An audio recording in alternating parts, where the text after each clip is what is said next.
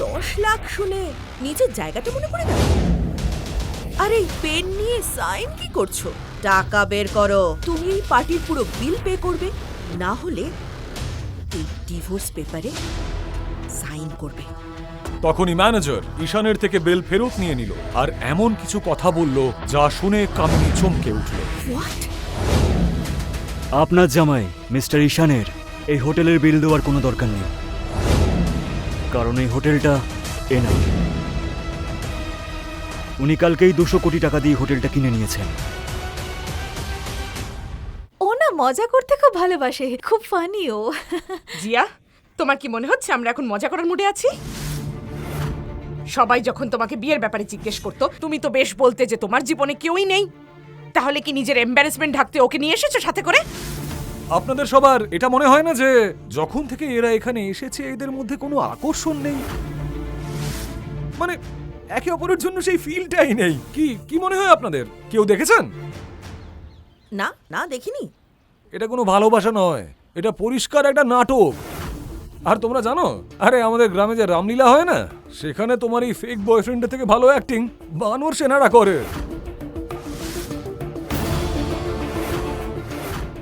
জিয়া, এবার এইসব নাটক বাদ দাও না। আমি তোমার কেয়ার করতে চাই, তোমার সাথে থাকতে চাই। আর আমি আছি তো তোমার কাছে। তোমার মনে যা চলছে আমাকে বলো। এই ছেলেটা কি তোমাকে বিরক্ত করছে? আসলে তুমি এত মিষ্টি, এত বিউটিফুল আর এত অ্যাট্রাক্টিভ। ও নিশ্চয়ই তোমার প্রেমে পড়েছে, বুঝলে? I know that. তোমার এত সুন্দর চোখ, এত সুন্দর ঠোঁট। আই থিঙ্ক ও তোমার থেকে না টাকা চায়।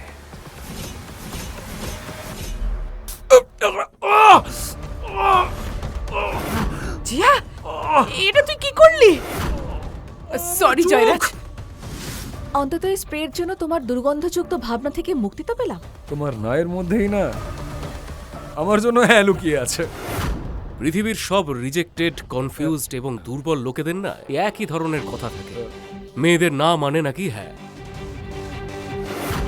ভাই, ও একটা মেয়ে, ও কোনো ইন্টারনেটের লিংক নয়। না বলে দিয়েছে রিফ্রেশ করা বন্ধ কি কর। বললি তুই আমাকে? হ্যাঁ, তুই আমাকে দুর্বল বললি? তুই নিজেকে পুরুষ মনে করিস তো? তাহলে চল দুজন পুরুষ মিলে কথা বলা যায়। এরপর যদি তুই ওর গায়ে হাত দিস না, তোর অবস্থা আমি এমন করব যে তোর যা সোয়াগ আছে সব নষ্ট হয়ে যাবে। She is not your property and don't you dare to touch her again.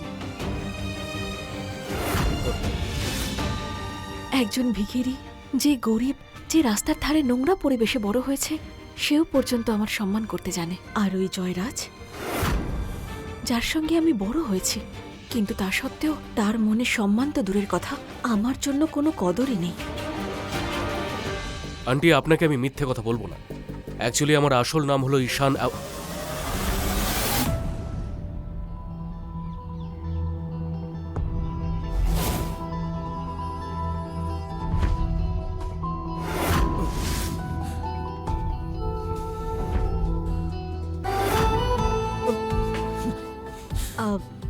তো বলো জয়রাজ, কি যেন বলছিলে? আকর্ষণ, ঘনিষ্ঠতা, সামথিং লাইক দ্যাট। এখন দেখে বলো ঠিক আছে, নাকি বাড়িতে গিয়েও দেখবে? চুপ কর জিয়া, আজ আমার বার্থডে। আমি তো তোর সাথে পরে কথা বলবো। এই ছোট শহরে এত অসভ্যতা আমি কিছুতেই চলে না। মম, তুমি আমাকে এত কথা শুনিয়ে যাচ্ছ, কিন্তু জয়রাজ কি করছে তোমার চোখে পড়ছে না? সব সীমা ও অতিক্রম করেছে মম, সেই জন্য আমার ভালোবাসা প্রুফ করতে হলো বাধ্য হয়ে। শুধু ভালোবাসা দিয়ে সংসার চলে না, আর শুধু ডাল ভাত দিয়ে জীবন টেকে না। বাঁচতে গেলে জীবনে টাকার প্রয়োজন হয়, টাকা। জয়রাজের কাছে শুধু 7টা বিলাসবহুল বাংলো নেই, এছাড়া রায়বারেলিতে 1200 একর জমি আর 4-4টে কয়লার কারখানাও আছে। তুমি কিন্তু ভুলে যেও না, এই প্রাসাদ, এই হাওয়া, এই মাটি সবকিছুই তো ওদেরই জন্য। আর আমি কিছুতেই চাই না যে আমার এই বোকা মেয়েটা জিয়া এত কষ্টের জীবন কাটাক। সত্যি করে বলো, তুমি কে? আন্টি, আমি আপনাকে মিথ্যে বলবো না। আমার আসল নাম ঈশান অবস্থি নয়, ঈশান আসরানি। লসলার আসল মালিক আর আসরানির আসল মালিক।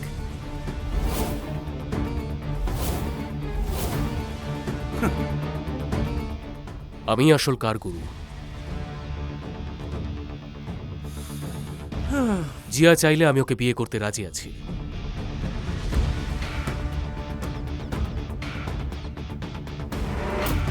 তুমি ভালো মতন জানো যে আস্ট্রানি গ্রুপ অফ ইন্ডাস্ট্রিজ এর মালিককে কেউ কখনো দেখেনি, তাই সেটা সাজার চেষ্টা করছো।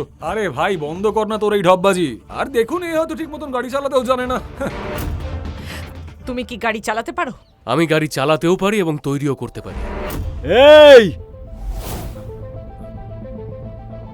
কে এখানে রেখেছে বোকার হদ্দ, যে মাঝ রাস্তায় গাড়ি পার্ক করেছে? এই রাস্তাটা কি ওর বাপের নাকি যে এখানে গাড়ি পার্ক করেছে? এই কে রে?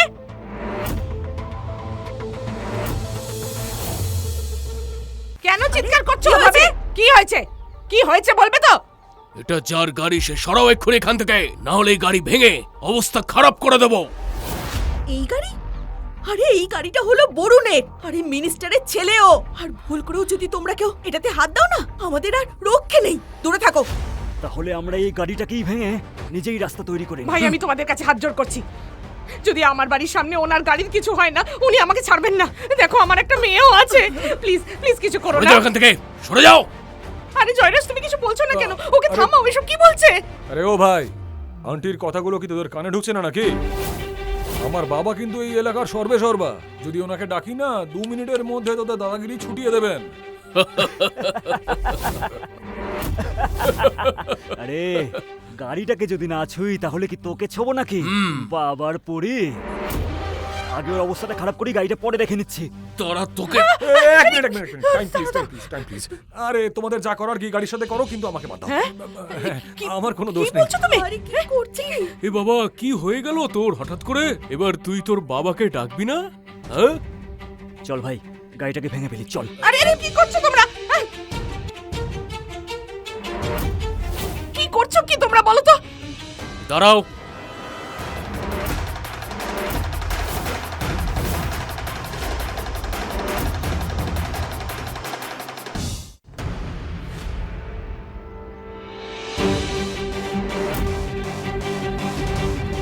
এই তুই আবার কে রে? হ্যাঁ, কি করছো তুমি? ওদের সঙ্গে লড়তে যেও না। ভরসা আছে আমার উপর? এই কি গুজুর গুজুর করছিস? এদিকে কথা বল। আরে ও ভাই, ও যাও না। তুমি কেন অকারণে এখানে নাটক করছো? আশা মায়েরও তো কোনো প্রবলেম হতে পারে নাকি?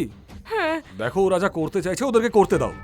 এই তোর কাছে মাত্র 2 মিনিট আছে, না হলে কিন্তু আমরা গাড়ি ভাঙা শুরু করব, বুঝেছিস?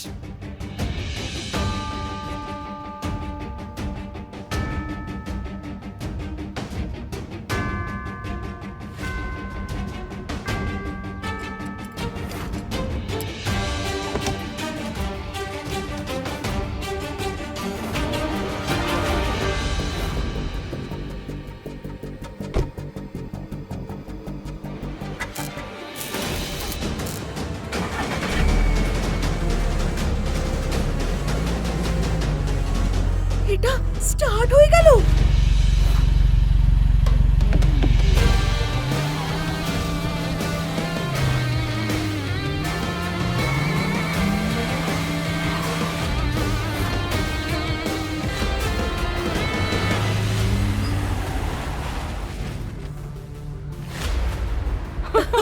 চকমা হয়ে গেছে।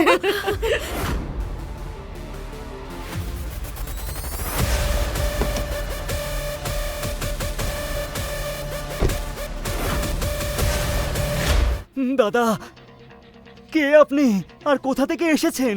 কোথায় আপনার চরণ? আরে আরে ঠিক ঠিক আছে, ঠিক আছে। তোমাদের তাড়া ছিল তো, গাড়ি সরিয়ে দিয়েছি রাস্তা থেকে। আপনার জবাব নেই গুরু। একটু একটু আমাদেরকেও শেখান না, এই গাড়িটা কি করে চালু করলেন আপনি? দেখো তোমাদেরও তাড়া আছে, আর আমিও আমার শাশুড়ির বার্থডে পার্টিতে এসেছি। অন্য কোনো দিন শেখাবো। এখন তো এখানে প্রায় আসতেই হবে আমাকে, এখানকার জামাই বলে কথা। আরে দাদা, আবার দেখা হচ্ছে।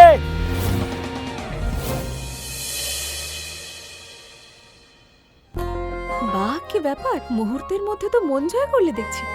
নিজের এই রূপটা তো আগে দেখাওনি তুমি আমায়। এবার সত্যি করে বলো তো, তুমি এত স্মার্ট, ক্লাসি, এত সর্টেড ভিখিরি হলে কি করে? ব্যাপারটা কি গুরু? সত্যি করে বলো। না জিয়া, আসলে আমি কিছু বলতে চাই তোমাকে। এবার বুঝতে পারলেন আসামা যে আসলে কে?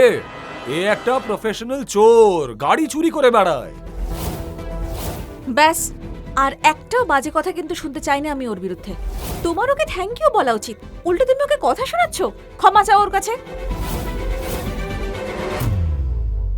জিয়া, দেখো জয়রাজ একদম ঠিক কথাই বলছে। আরে এই ট্যালেন্ট কোনো গাড়ি চোরেরই হতে পারে। আর একটা কথা ভুলে যেও না জিয়া, হিরোর সাথে যে মেয়েটা থাকে সে কিন্তু হিরোইন হয়। যে মেয়ে ভিখারির সাথে থাকে সে ভিখারিনী হয়ে যায়, আর যে মেয়ে চোরের সাথে থাকে সে চুরি করাটা শিখেই যায়। তুমিও শেষমেশ চোর হয়েই যাবে, আর এর সঙ্গে থাকলে না ও তোমার সম্মান বাজারে কিলো দরে বেচে দেবে, বুঝলে? ব্যাস জয়রাজ, অনেক হয়েছে। জিয়ার ব্যাপারে আর কিছু বললে শুধু তোমাকে নয়, তোমার এই অহংকারকে মাটিতে মিশিয়ে দেব সবার সামনে। কি হলো, ঝাল লাগলো তো? আরে ভাই, জিয়া আমার ছিল, আমার আছে, আর আমারই থাকবে। জিয়া কখনোই তোমার ছিল না, সেটা ওর চোখ দেখলে বোঝা যায়। আর হ্যাঁ, জিয়াকে যদি কেউ ছোঁয় বা খারাপ নজরে দেখে, তাহলে ওর জীবনের চ্যাপ্টার এমন ভাবে শেষ করে দেব যেন ওর অস্তিত্ব কোনোদিন কোথাও ছিলই না। এ ভাই, নিজের এই ফালতু কথা বন্ধ কর, আর আগে এটা প্রমাণ কর যে তুই চোর নোস। আর জিয়া, তুমি না অজান্তে একটা চোরকে ভালোবেসেছো, আর এখন এটা সবাইকে বলতে লজ্জা পাচ্ছো। আরে, এই জয়রাজ তো কিছুতেই আমার পিছু ছাড়তে চাইছে না। যদি এভাবেই চলতে থাকে তাহলে সত্যিটা বেরিয়ে আসবে সবার সামনে। জয়রাজ, তোকে দেখে খুব আফসোস হচ্ছে। তোর মনটা খুব ছোট।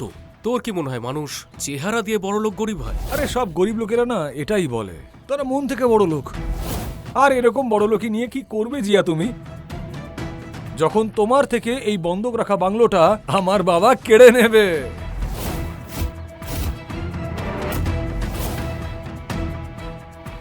তারপর কি নিজের মনে বাংলো বানিয়ে জিয়াকে ওখানে রাখবি তুই?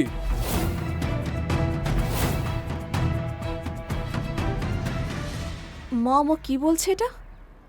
আরে ঠিকই তো বলছি, তোমাদের এই বাড়িটা আশা মা আমার বাবার কাছে বন্ধক রেখেছিল, আর তার পরিবর্তে এই কথা দিয়েছিল যে তোমার বিয়ে হবে আমার সঙ্গে। হ্যাঁ, মানে যেটা হয়েছিল আর কি, তোর ছোটবেলা থেকে আমাদের ওই বাড়িটা বন্ধক রাখা ছিল, কারণ তোর বাবার হাসপাতালের খরচ দেওয়ার মতো আমাদের কাছে টাকা ছিল না। তাই আমি জয়রাজের বাবাকে কথা দিয়েছিলাম যে তোর বিয়ে ওর সাথেই দেব। মম, এটা কেন করলে তুমি? এত বড় বিষয়টা আমাকে জানানোর প্রয়োজন মনে করলে না? আন্টি, আপনি এই নিয়ে একদম চিন্তা করবেন না। আমি সব টাকা সুদে আসলে ওদেরকে ফেরত দিয়ে দেব। না না না, তোমার ওই চুরির টাকা আমার কোনো প্রয়োজন নেই। ব্যাস মম। দেখো ঈশান, থ্যাংক ইউ। আমার জন্য তুমি অনেক করেছো অলরেডি, কিন্তু এটা আমার পরিবারের বিষয়। তোমার টেনশন নেওয়ার কোনো প্রয়োজন নেই, ওকে? আর ডোন্ট ওয়ারি, তোমার টাকা আমি তোমাকে দিয়ে দেবো। হ্যালো শার্লি, আমি যে গিফটগুলো বলেছিলাম সেগুলো কোথায়? আরে গিফটস কি আসবে, যে রিক্সা করে এখানে এসেছিলি সেই রিক্সা করেই ফিরে যা। নিজের ভালো চাস তো। ও আরো একটা কথা, ফ্যাক্টরি থেকে প্রত্যেকটা রঙের গাড়ি এখানে পাঠাও। ওকে।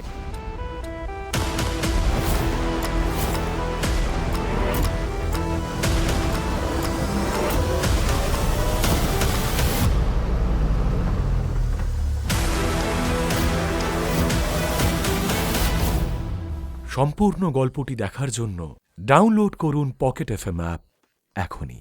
লিংক নিচের ডেসক্রিপশনে।